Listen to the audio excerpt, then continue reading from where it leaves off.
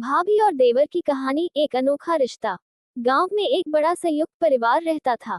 घर के सबसे बड़े बेटे की पत्नी सुनीता इस परिवार की भाभी थी। वह समझदार, स्नेही और सबका ख्याल रखने वाली महिला थी। उसका देवर राहुल अभी कॉलेज में पढ़ता था। वह अपनी भाभी को अपनी माँ की तरह मानता था, क्योंकि राहुल की माँ का देहांत बहुत पहले हो गया था। सुनीता ने ही उसे बचपन से पाला था।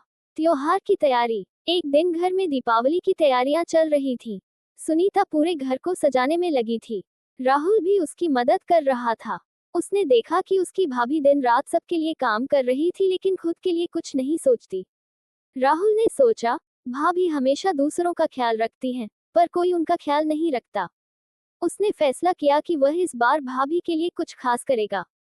भाभी के लिए उपहार। दीपावली की रात राहुल ने सुनीता को एक सुंदर साड़ी और मिठाई का डिब्बा दिया। सुनीता ने आश्चर्य से पूछा, यह क्या है, राहुल? राहुल ने मुस्कुराते हुए कहा, भाभी, आप सबका ख्याल रखती हैं, लेकिन खुद के लिए कुछ नहीं करती। यह मेरे तरफ से आपके लिए एक छोटा सा उपहार है। सुनीता की आंखों में खुशी के आंसू आ गए। उसने राहुल को आशीर्वाद दिया और कहा, तू हमेशा खुश रह बेटा। ये रिश्ता स्नेह और सम्मान का है, और तूने आज फिर से साबित कर दिया कि देवर भाभी का रिश्ता भी माँ बेटे जैसा हो सकता है। उस दिन से उनका रिश्ता और भी गहरा हो गया। राहुल हर खुशी और दुख में अपनी भाभी का साथ देने लगा। इस तरह भाभी और देवर का ये रिश्ता और भी मजबूत हो गया। प्रेम, सम्मान और परवाह का एक खूबसूरत उदाहरण।